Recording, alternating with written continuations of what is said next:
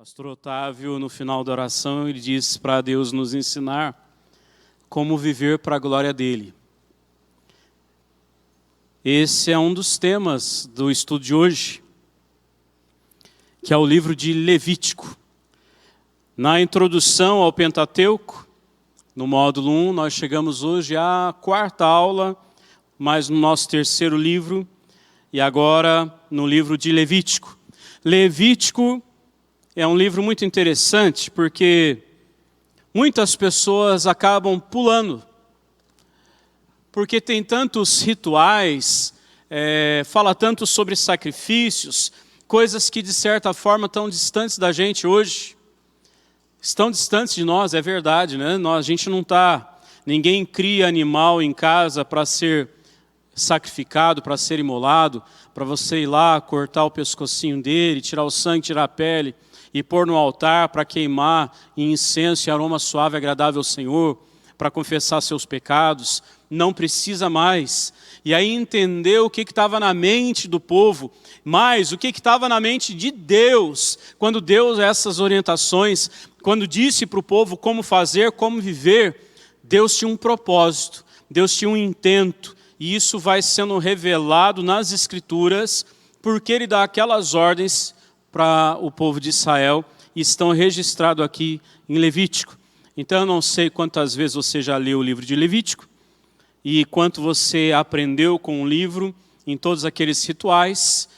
Como o nosso curso não é, nesse tempo, uma visão panorâmica do Antigo Testamento, mas é aprender algumas coisas sobre a teologia de cada livro, então eu fiz um apanhado de coisas principais para facilitar a compreensão do livro de Levítico. Se a gente fosse resumir, quero que você atente, eu vou propor uma frase para começar a aula e uma frase para terminar a aula. A primeira é uma lei santa de um santo Deus. Esse Deus santo prepara uma lei santa para o seu povo viver, o povo que era dele, e essa lei chega até nós. Aí você pode dizer, mas o que eu tenho a ver com isso? Eu já não vivo mais debaixo dessa lei. Agora eu sou de Cristo, o que eu faço com isso tudo então?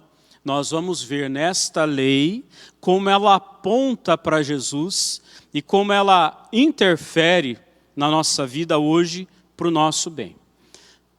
Primeiro ponto a destacar aqui, Levítico 19:2 é o centro, eu vou repetir esse versículo algumas vezes, a mensagem principal do livro está aqui. Fala a toda a congregação dos filhos de Israel e diz-lhes, santos sereis, porque eu, o Senhor vosso Deus, sou santo. É o que Deus diz, o resumo do livro de Levítico, eu vou lembrar no final. O resumo é esse, Deus é santo, e para que qualquer pessoa possa se relacionar com Ele, precisa ser santo. Não existe relacionamento entre o Deus santo e um povo pecador. É isso mesmo. Por isso Ele promove a forma do povo ser santificado para poder estar na presença dEle. Porque essa é uma marca do Deus que nós cremos, servimos, amamos. É o Deus que se relaciona conosco. É um Deus que vem habitar entre nós. Mas para isso é indispensável a santidade. A santidade. Você precisa ser santo para desfrutar desse Deus santo. Eu vinha de casa para cá agora e orando sobre isso. E se você, de todos os dados que a gente tiver, depois você vai ter o material em mãos, está impresso, você pode ter pelo WhatsApp também, a aula, os slides, o áudio, mas você pode guardar uma coisa central. Central. Quem vive um minuto sequer sem desfrutar da presença e da glória de Deus, está perdendo tempo. Mas só é possível desfrutar da presença e da glória dEle se nós nos apresentarmos em, pode responder, santidade. É indispensável. Tem gente que pensa estar na presença de Deus, mas não está. Porque não tem buscado a santidade. E Deus proporcionou o meio para nós por meio de Jesus. Cristo é o caminho, por isso ele diz, eu sou o caminho, a verdade e a vida. Nós podemos viver em santidade por causa de Jesus, não por nós, não porque nós deixamos de pecar, não porque nós perdemos a capacidade de pecar, nós ainda temos a capacidade de pecar, nós ainda somos pecadores, mas Deus nos chamou para sermos santos, separados, para vivermos com Ele, para Ele e por meio de Jesus. Então, toda essa nossa conversa deve gerar em você e em mim um profundo quebrantamento, uma atitude de humildade, para reconhecer quão santo Deus é, quão pecadores somos, mas quão amoroso Ele é, a ponto de vir nos resgatar, não tendo nós mérito algum, obra da graça, providência e amor dEle. Só amor, graça e providência do nosso Deus. Título do livro: da onde vem o nome Levítico? Na aula passada, em Êxodo, acontece a mesma coisa. O nome do livro é a primeira expressão usada em hebraico. Então a primeira expressão usada em hebraico é chamou o Senhor. Esse é o nome do livro, chamou o Senhor.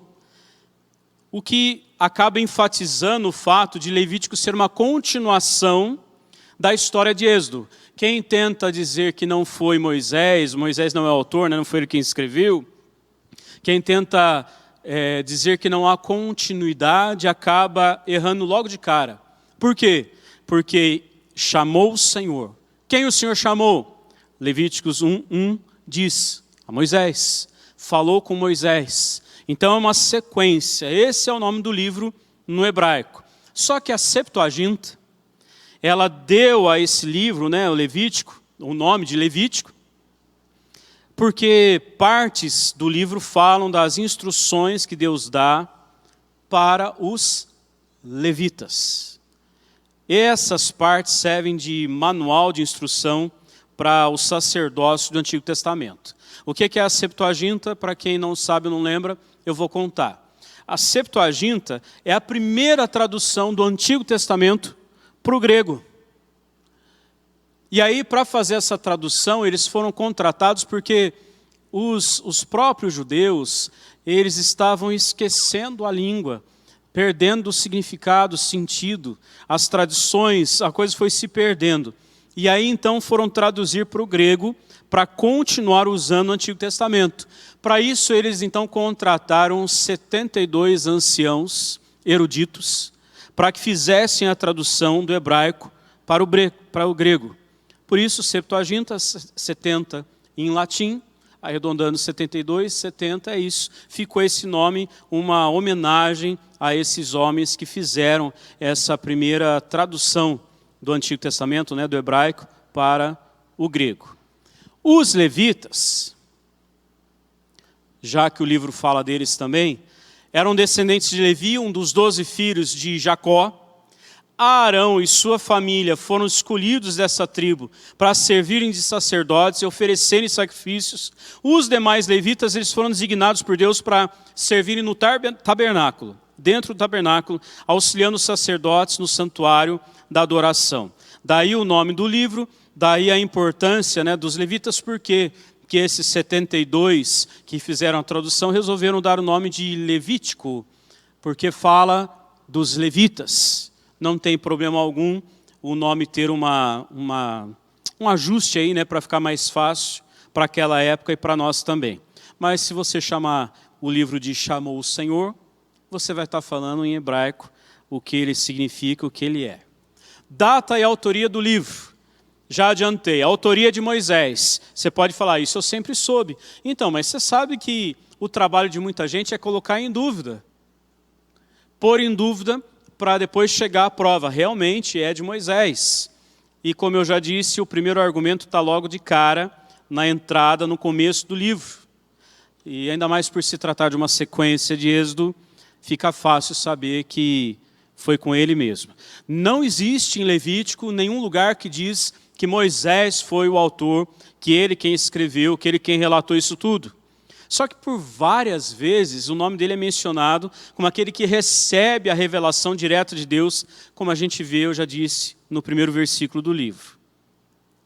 Interessante que o próprio Senhor Jesus, quando fez referência às leis das ofertas para a purificação da lepra, como aquilo que Moisés ordenou, ele acabou atribuindo uma porção de Levítico a Moisés. Isso está lá em Mateus 8,4, Marcos 1,44 e Levíticos 14, 2 a 32. Não estou colocando os textos hoje, para a gente dar conta de falar tudo, mas os textos estão impressos, e depois você pode ler, confere em casa lá, você vai ver o que Jesus citando como sendo de Moisés a autoria. Em que época? Essa aqui é uma coisa interessante. Levítico ele foi escrito imediatamente após Êxodo, é uma sequência. É uma sequência. Então, aproximadamente 1445 a.C., nas últimas semanas do povo ao pé do Monte Sinai, enquanto eles recebiam as leis, Deus foi falando e eles foram registrando, Moisés foi registrando tudo para poder passar para o povo as orientações que Deus havia dado. Propósito do livro, por que esse livro existe? Já falei, vale repetir. Tema central de Levítico é santidade. Santidade. Santidade de Deus, e por causa de Deus ser santo, a nossa santidade, como é indispensável a nossa santidade. Esse livro é um manual das leis para os levitas e sacerdotes, para eles poderem reger as vidas deles mesmos e também para ministrarem ao povo. E aí Deus dá para eles princípios morais, espirituais, éticos, litúrgicos e cerimoniais, sempre visando a santidade do povo. Toda orientação que Deus dá é para guardar o povo em santidade, para que o povo não perdesse a presença dele, para que o povo não deixasse de desfrutar a presença dele. Está aqui. Esse é o caminho para vocês provarem da minha presença, perceberem a minha presença. Após eles caminharem 3 meses pelo deserto,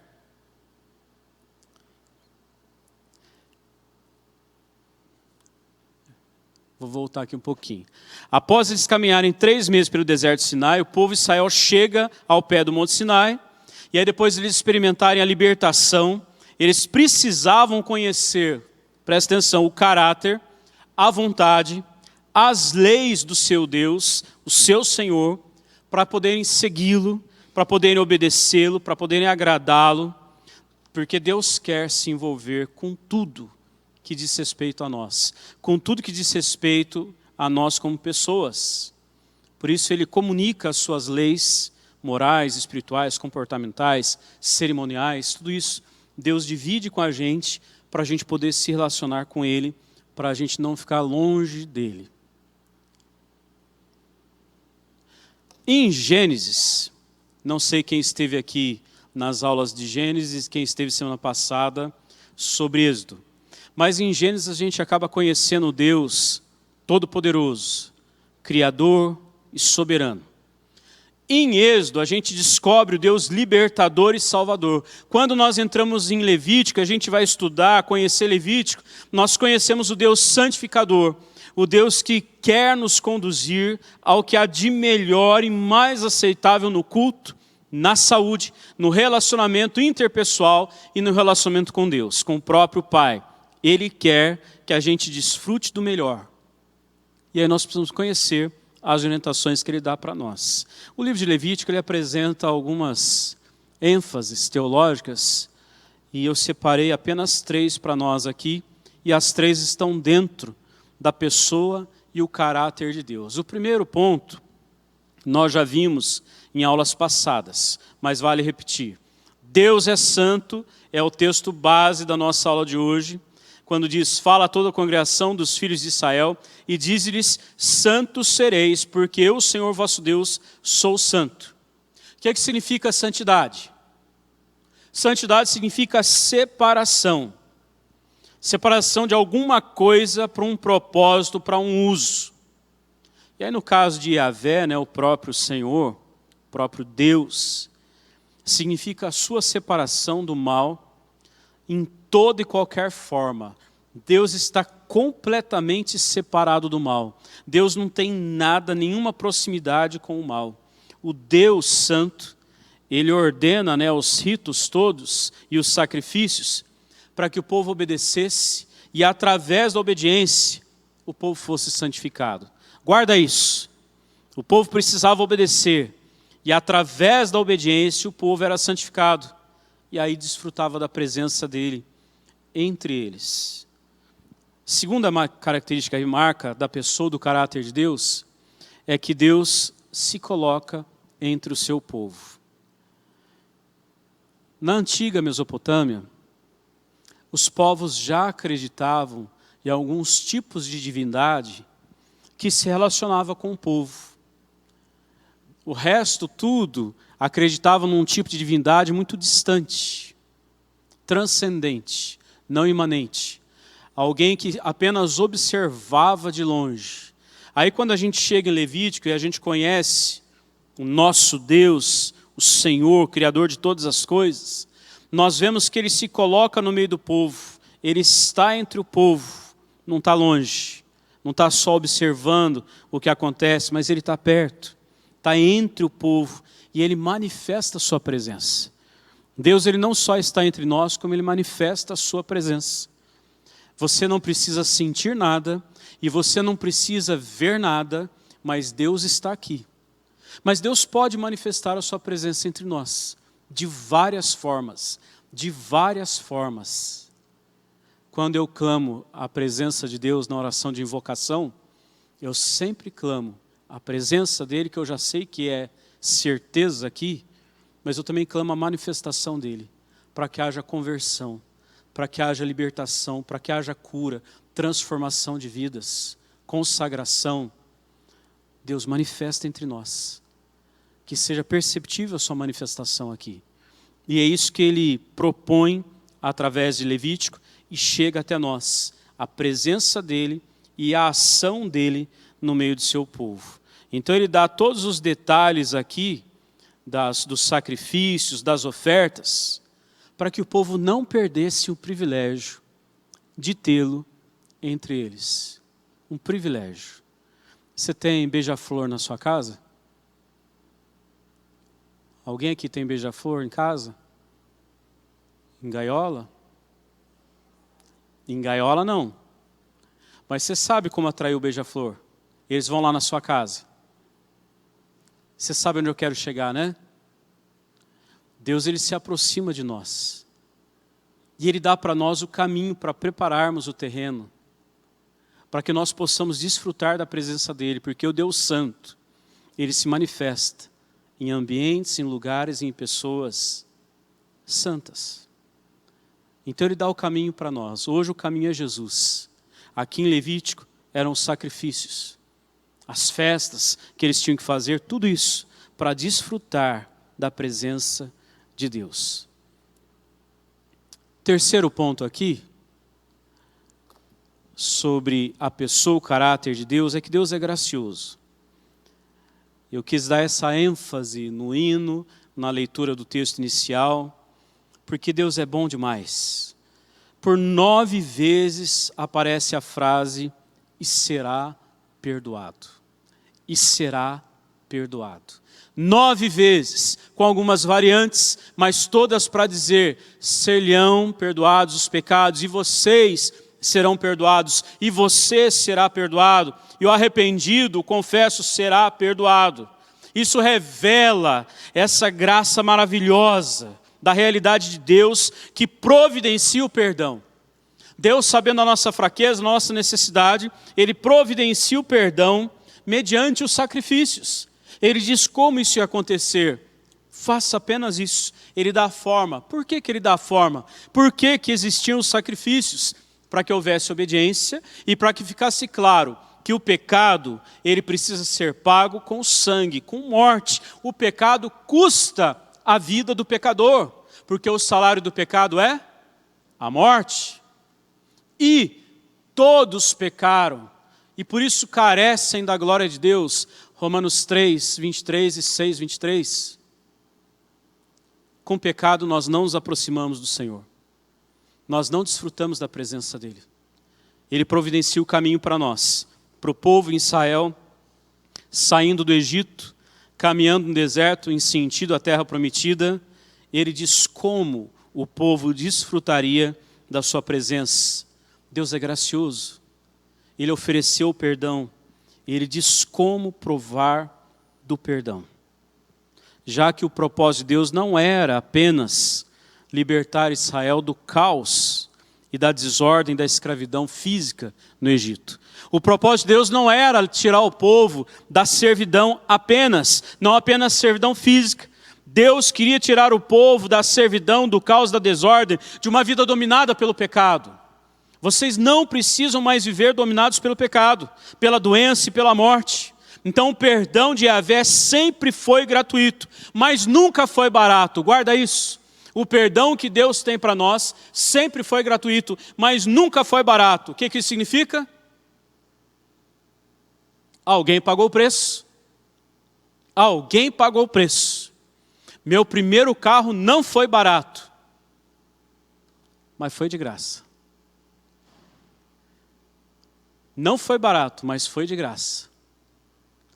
Teve alguém que deu o primeiro carro. Não é segredo, né, gente? Posso contar, né? Foi meu sogro. Ele deu o carro, mas não foi barato. Foi um carro novo, um carro zero. Nos deu de presente. Olha que coisa boa. Você não está querendo? O perdão nunca foi barato, mas ele sempre foi gratuito para nós. Sempre envolveu a entrega de uma vida em lugar de outra vida. Quem peca precisa morrer, precisa derramar sangue. Então Deus sempre providenciou a forma disso acontecer. Sempre. Palavras e expressões chaves em Levítico. Primeira delas, é interessante aqui a quantidade de vezes que elas aparecem. Primeiro, disse o Senhor a Moisés, 56 vezes. Se Moisés não fosse o autor do livro, com certeza o livro falaria demais de Moisés. Enfatiza que ele é o autor e o fato de ser o próprio Deus aquele que fala com ele e dita as leis. Deus dá para ele orientações claras e fala diretamente com ele. Disse o Senhor a Moisés, 56 vezes está registrado aqui. Segundo, expiação, 51 vezes. Mais para frente eu vou falar um pouquinho sobre expiação mais detalhadamente. Mas a expiação do pecado é o pagamento do preço, é o cumprimento do rito sacrificial, é a substituição do pecado pela oferta que paga em seu lugar. Então eu pequei, eu vou oferecer uma oferta que vai pagar o pecado no meu lugar. A expiação é a provisão de Deus Santo, que não pode conviver com o pecado. Ele dá o jeito disso acontecer, ele dá a forma para isso resolver. Terceira palavra que mais aparece aqui, não está em ordem de vezes, mas a terceira que a gente destaca aqui, é sangue. 93 vezes. É o sangue que fará expiação em virtude da vida, Levíticos 17:11, confirmado em Hebreus 9:12. É vida pagando por vida. Por isso tem sangue. Você pode dizer que é o livro mais ensanguentado da Bíblia, porque aparece 93 vezes a palavra sangue. Alguém tem que substituir o culpado e o sangue vai ser derramado. É uma lição simbólica, irmãos, apresentada por Deus desde o Éden.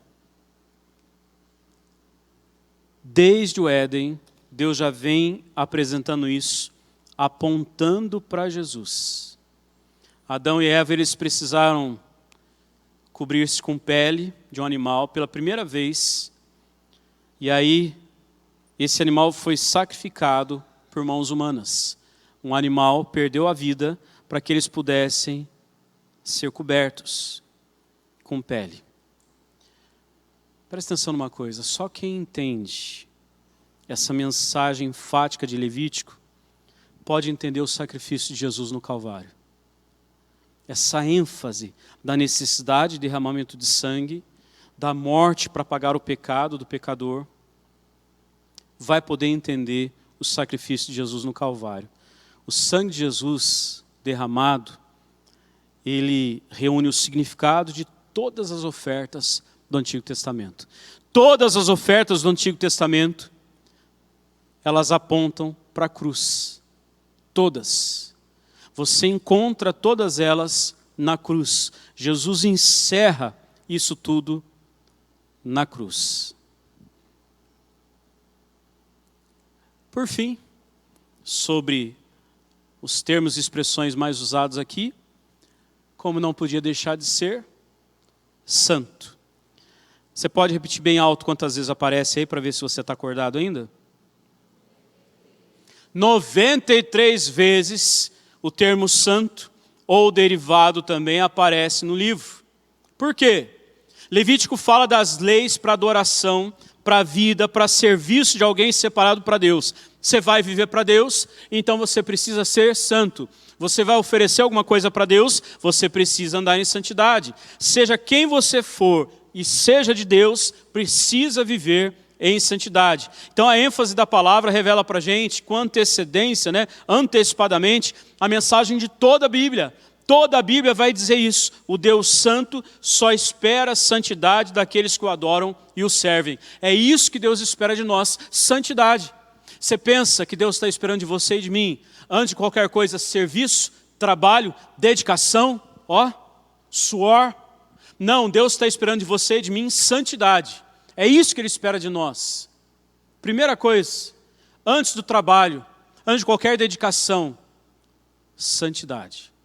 Antes de qualquer oferta, já que a oferta viva já foi cravada na cruz do Calvário, que é o Senhor Jesus, hoje o que Ele espera de nós é santidade, é reconhecer que Cristo pagou o preço, e é por Ele que nós entramos na presença de Deus.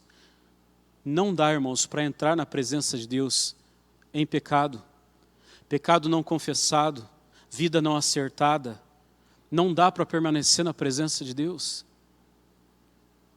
Tem gente que insiste em viver com pecados, sem confessar, sem admitir, sem corrigir, sem pedir perdão para Deus e para quem for necessário, achando que não faz diferença. É por isso que tem muitos doentes, é o que Paulo fala. Muitos doentes, porque participam da ceia em pecado. Ele não está propondo que não participe da ceia, ele está propondo que confesse pecado, abandone o pecado, participe da ceia. É muito sério, é muito sério. Nós precisamos levar isso a extremo de seriedade na nossa vida. Busca por santidade, abandono de pecado, pecados que têm a ver com as janelas do nosso corpo, olhos, ouvidos, boca, nariz. Pecados que têm a ver com a mente, com pensamentos. Pecados que têm a ver com mãos e pés, lugares em que vamos, coisas que tocamos. Pecados que têm a ver com a nossa omissão. É incompatível a presença do Deus Santo com um povo que não é santo. Você e eu, nós vamos provar mais, e provamos todas as vezes mais, e muito mais de Deus, se vivermos em santidade. Abandonarmos as práticas que Deus já mostrou e nós já sabemos pelas Escrituras que são pecaminosas. Nós vamos provar mais, porque o Deus Santo, Ele se relaciona com o povo, você pode completar? Santo. Isso é indispensável para todos nós.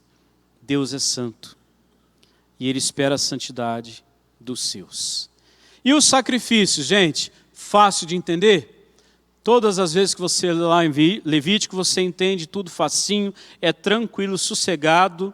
Então, tem um resumo aqui para nós sobre os sacrifícios, um pouco está aí no esboço, um pouco está aqui nos slides, e um pouquinho eu guardei só para mim, para eu compartilhar com você agora. Primeiro tipo de sacrifício que a gente encontra. Tinham muitos tipos de sacrifício no Antigo Testamento, muitas variações dessas formas aqui, mas tem uma lista em Levítico de 1 a 7, nós vamos falar sobre essa lista de Levíticos de 1 a 7. Primeiro tipo de sacrifício, os holocaustos.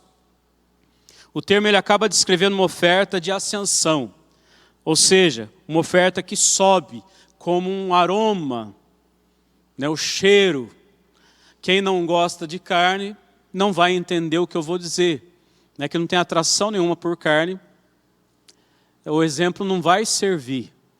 Mas quando você está aqui domingo, terminando a escola dominical, quase meio-dia, e abre a porta ali da frente, e bate o cheiro de carne da churrascaria, olha, quem gosta de carne, a gente vai, não precisa nem mostrar o caminho. A gente é guiado pelo cheiro. A gordura tem um cheiro muito bom. Minha sogra disse que do churrasco ela só gosta do cheiro, porque ela não gosta muito de comer carne. Mas ela gosta do cheiro. Então, é isso. O holocausto tinha a ver com oferta que sobe. É um cheiro agradável que vai até Deus. Não só o cheiro, mas a fumaça subia em direção aos céus. Isso para ficar revelado para todo o povo que estava sendo oferecido sacrifícios, holocaustos para o Senhor. Era um sacrifício de consagração e eram oferecidos todos os dias. Todos os dias. Levítico exigia que o animal fosse um macho sem manchas. Então, para o holocausto, era um animal macho, sem manchas, sem falhas, sem defeito algum. Vários animais eram permitidos, não era específico um ou outro. E isso era medido conforme a possibilidade ou as possibilidades financeiras de cada ofertante. Então, conforme as finanças de cada um. Como cada um quer oferecer o seu melhor para esse Deus Santo, fácil. Ninguém precisava ficar medindo o outro. Ninguém precisava ficar pedindo para o outro mostrar o seu olerite, né? Por quanto que você vendeu as últimas sacas aí de trigo? Deixa eu ver. Era uma coisa entre a pessoa e Deus. Isso continua até hoje. Não pense você que mudou. Continua até hoje. Aquilo que a gente oferece para o Senhor. Eu não preciso dar junto o olerite. Deus sabe. E mesmo que você pense que nada esteja acontecendo, tudo está acontecendo no reino espiritual. Tudo está acontecendo no reino espiritual. Você pode não ter percebido ainda, mas está acontecendo. Segunda forma de sacrifício aqui é a oferta de cereal. Uma coisa interessante, também chamada em alguns lugares de oferta de manjares, está em Levítico 2. É uma oferta de comunhão, de ação de graças, uma oferta de reconhecimento de quem Deus é, do que Ele tem feito, do que Ele fez. É possível que lá no início fosse um presente, pois é esse o significado que o termo tem da palavra aqui, dessa oferta de manjares ou de cereal. Frequentemente ele acompanhava os sacrifícios queimados e as ofertas pacíficas, que a gente vai falar o próximo agora. É bem provável que ela servia como um tipo mais barato de sacrifício queimado para aqueles que não podiam dispor de um animal. Quem não tinha um animal para ofertar, então ia lá e ofertava a mistura de farinha com azeite, que não era um produto barato, era uma iguaria, mas era ofertado, era queimado. Então quem não tinha dinheiro para ter um animal, não podia oferecer um animal, oferecia então essa oferta de cereal. Terceiro tipo de oferta é a oferta pacífica. Levíticos 3. Era a forma básica de sacrifício trazida nos dias da festa. Era uma oferta comemorativa. E as pessoas consumiam. Porque tinha ofertas que eram só para Deus. Essa as pessoas consumiam. Então era uma festa, todo mundo comia junto. Em alguns lugares o pessoal chama de junta panela, né?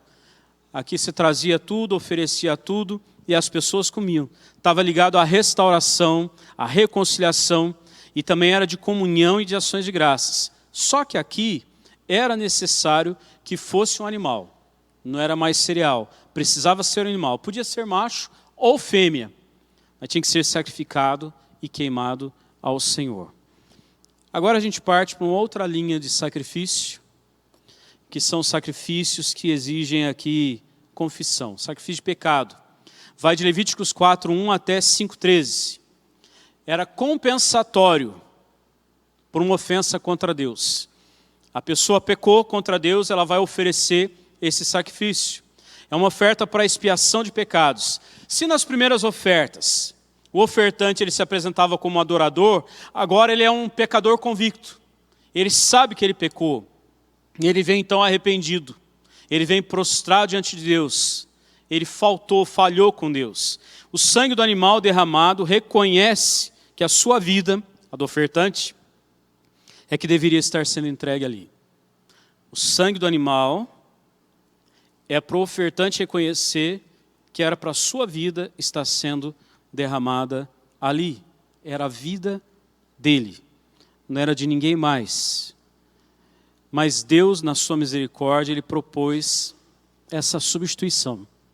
Você não precisa dar a sua vida, mas dê a vida de um animal valioso para você. Um animal que você cuidou com carinho, que você tratou, que ficava dentro da sua casa, saudável, sadio, em pleno vigor, que você fez de tudo melhor. Alguém precisa derramar o sangue. E as pessoas entendiam o preço da comunhão com Deus. Por isso não era escandaloso sacrificar o animal. Porque a comunhão com Deus vale mais do que qualquer outra coisa. Vale a pena sacrificar para não perder a comunhão com Ele. Esse sacrifício é um prenúncio do sacrifício vicário de Cristo. Ele já aponta para Jesus de uma forma mais clara, mais evidente. Por fim, o sacrifício de culpa, que ele vai de Levítico 5,14 até o 6,7, e depois ele aparece de novo em 7, de 1 a 10. Era uma subcategoria aqui do sacrifício de pecado, mas era uma coisa mais específica, é uma oferta pela expiação de pecados contra Deus ou contra os homens. A pessoa pode pecar diretamente contra Deus, ou ela pode pecar contra Deus sendo contra alguém. Então ela ia lá, oferecia esse sacrifício pela culpa, reconhecendo a sua culpa. Ela admitia que errou, então havia uma compensação. Nesse sacrifício também envolvia derramamento de sangue animal inocente, e mais restituição do que for extorquido ou furtado, mais 1/5 ao ofendido. Então se a pessoa causou algum dano para o outro, ele vai restituir, e mais 20%. Olha que interessante. Ele oferece o sacrifício, ele admite que ele errou, que ele pecou, que ele feriu o outro, e com isso ele também feriu a Deus. E ele vai devolver, e ele vai pôr lá mais 20%. Até ontem era assim na matemática, 1/5 é igual a 20%. Mudou? Então é isso, 20% a mais tinha que pôr lá aquele que havia ofendido, aquele que havia pecado, para restituir o outro. E sobre a expiação? Todo mundo já ouviu falar sobre o bode expiatório, não já? Talvez todo mundo saiba o que isso significa. Eu vou contar aqui para ninguém ir embora com dúvidas, né? A expiação, ela é a eliminação da impureza causada pelo pecado. Vamos tirar o pecado para fora, vamos expiar o pecado, colocar para fora. Ele leva à remoção da culpa, a concessão de perdão e a restauração do relacionamento entre o pecador e Deus. Por isso haviam sacrifícios que eram semanais, diários, e haviam sacrifícios que eram anuais, nós vamos ver no final. Para muitas ofertas, o adorador ele colocava suas mãos, o adorador, colocava suas mãos na cabeça do animal sacrificial, e isso identificava o animal como sendo o seu substituto. Põe a mão na cabeça, ele vai ser o substituto, vai representar os meus pecados. Isso não significa necessariamente que a culpa do adorador era transferida para o animal, mas que o animal ia sofrer as consequências dos pecados do adorador. Quando você olha para Jesus na cruz, você vê isso claramente. Então o sumo sacerdote, ele oferecia um novilho por ele mesmo, para ele poder entrar no Santo dos Santos uma vez por ano. E aí ele entrava no Santo dos Santos, só nessa ocasião, mas ele também oferecia sacrifício pelo pecado do povo. Se alguém não confessou pecado, essa pessoa perdeu a presença de Deus, se distanciou de Deus. Mas como nação e como povo do Senhor, uma vez por ano eles faziam isso por todo o povo, por toda a sua casa. Quem é pai e quem é mãe, você não confessa pecado no lugar dos seus filhos, porque eles precisam fazer isso se eles têm idade para ter ciência do pecado, mas a gente ora confessando pecados da nossa casa, da nossa família. A gente consagra a nossa família ao Senhor e a gente ora por pecados que eles cometem ou possam ter cometidos. Somos intercessores, somos sacerdotes da nossa casa. Então a gente apresenta isso diante do Senhor. Mas é evidente que os pecados deles, eles terão que confessar. Deu para entender?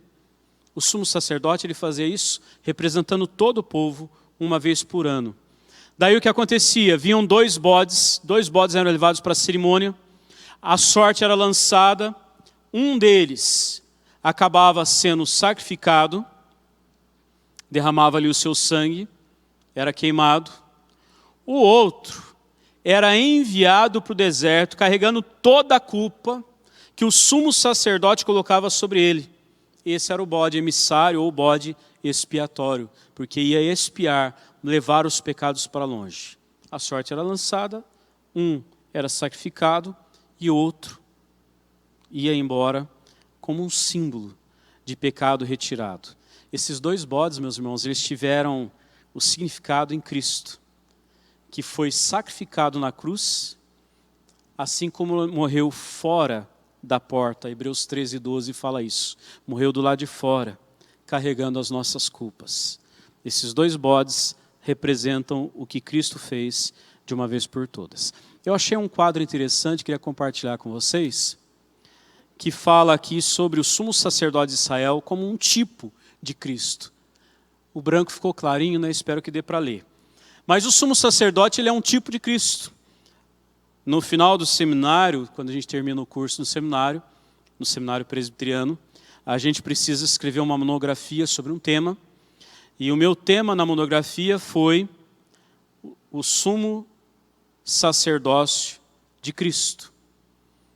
E é uma comparação com o que fazia o sumo sacerdote uma vez por ano, porque ele precisava se purificar para entrar no Santo dos Santos e ali oferecer sacrifício por todo o povo. E Cristo é esse sumo sacerdote que vive na presença de Deus, vem, nasce, vive como homem, morre, ressuscita, vive eternamente para nos levar até Ele. Então, um quadro comparativo muito interessante. Olha, Arão foi chamado por Deus dentre os homens de Israel, é um sumo sacerdote de Israel. O nosso sumo sacerdote, Jesus, foi chamado por Deus dentre os homens de Israel, ok? Segundo ponto, em Israel, o sumo sacerdote deveria ser capaz de condoer-se dos que erram e dos ignorantes. O nosso sumo sacerdote orou derramando lágrimas por outros e por si. Hebreus 5. O sumo sacerdote de Israel exibia vestes imaculadas. O nosso, caráter imaculado. É verdade que teve uma ocasião, na ocasião que nós conhecemos, chamamos de um monte da transfiguração, em que Jesus usou, pela única vez aqui na terra, o seu uniforme celestial. Os homens não foram capazes de olhar para ele, tanto que reluzia, tão alvo, tão branco que era. Mas Jesus, ele tem um caráter imaculado. O sumo sacerdote de Israel entrava anualmente no Santo dos Santos, mas precisava de derramamento de sangue.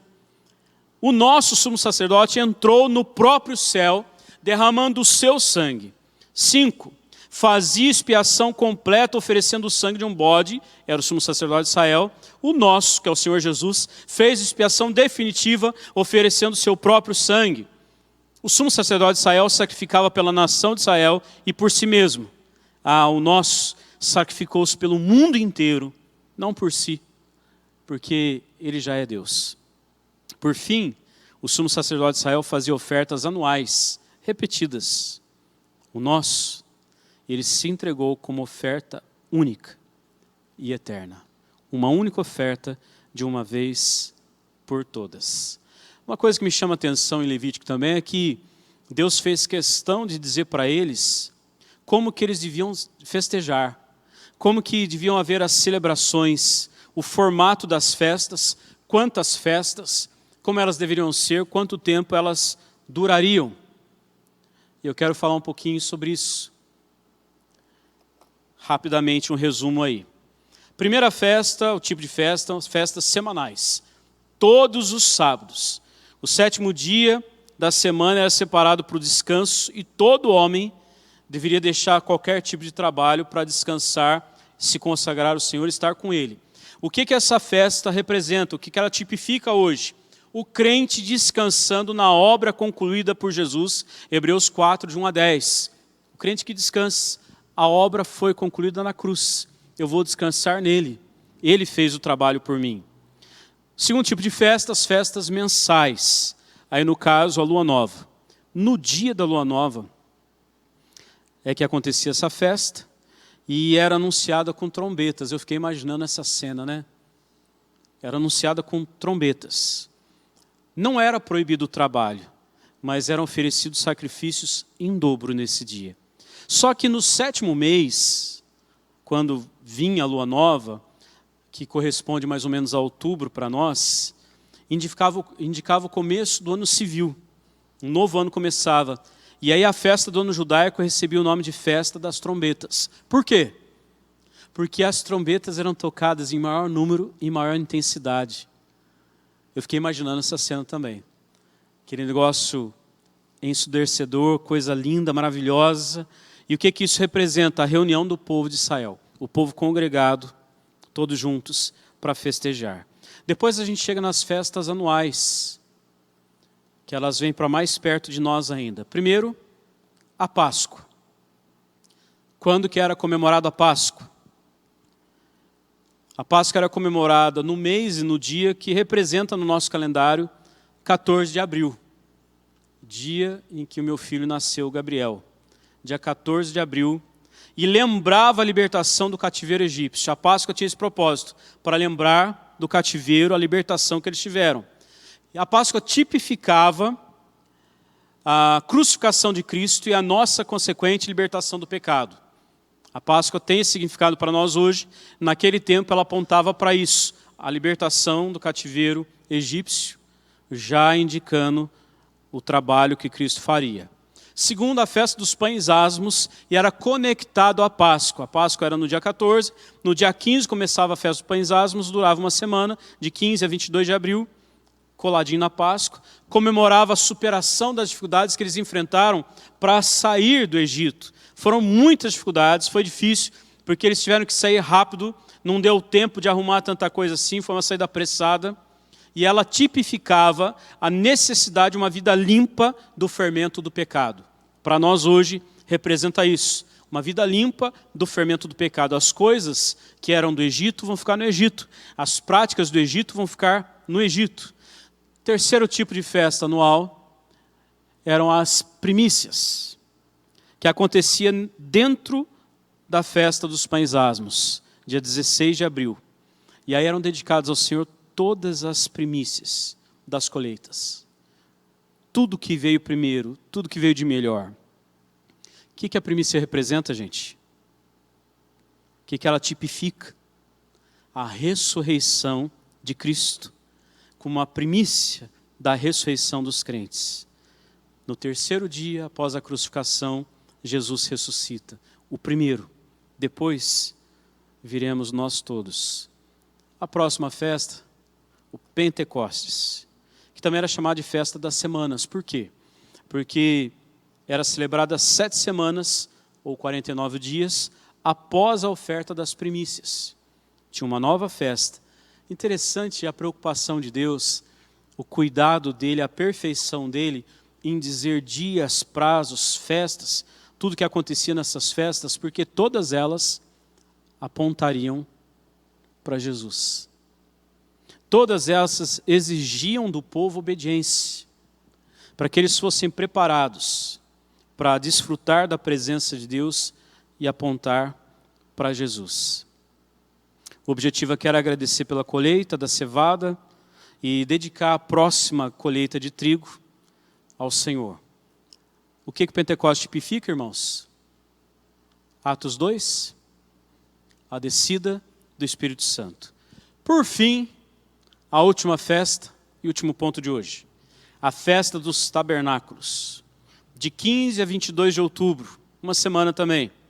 Comemorava a peregrinação do povo de Israel pelo deserto e o cuidado que Deus teve por eles, mandando maná, mandando nuvem durante o dia para cobrir do sol que queimava do calor intenso para conduzir durante o dia, também mandando a coluna de fogo para esquentar o povo, para aquecer no frio intenso da noite, e também para guiar quando fosse necessário caminhar nas noites.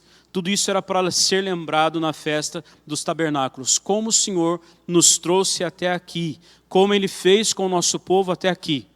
No período dessa festa, as pessoas habitavam em tendas de ramos, na festa dos tabernáculos, para simbolizar o tempo que o povo passou no deserto, morando em tendas. Ela tipificava a paz e a prosperidade do milênio. Era a última festa do ano. Ô povo festeiro, hein? E quem que mandou eles festejarem? Deus. E ainda tem gente que vive emburrado. Ainda tem gente que não sabe dar um sorriso e comemorar algumas coisas na presença do Senhor, junto com os irmãos. Queria convidar você para vir aqui à igreja, ou na sua igreja, no próximo domingo, com esse coração. Eu vou celebrar esse Deus que me trouxe até aqui, que me deu vitória. Lutas, dores, tristezas virão. Vêm as dificuldades, mas eu preciso celebrar esse Deus de vitória que me trouxe até aqui. E eu preciso viver em santidade, porque eu preciso dedicar santidade ao Senhor. Levítico é um livro que diz santidade ao Senhor. O Deus Santo exige de nós santidade. Você vai encontrar gente que vai dizer que pode viver sem a presença de Deus. E você vai encontrar gente mais maluca ainda que vai dizer que pode desfrutar da presença de Deus, mesmo vivendo em pecado, mesmo não querendo se acertar com Ele. São duas grandes loucuras. Porque se Deus se manifestar no meio do pecado, com certeza vem fogo. Vem fogo. Vem fogo consumidor. Mas Deus é um Deus perdoador, nós vimos isso hoje. Um Deus de graça, que estende o perdão para nós. A gente faz uso desse perdão, dessa graça, desse amor, dessa misericórdia. Nós confessamos pecados, porque nós não podemos viver longe desse nosso Deus, mas nós precisamos viver em santidade. Vamos ficar em pé? Vamos orar? Um tempo de consagração. O meu desejo é que você vá embora com o coração repleto, feliz, alegre demais, com a santidade de Deus e por saber que esse Deus Santo nos chama para sermos santos com Ele. Não é por nós, mas é por Jesus, que é o novo e vivo caminho.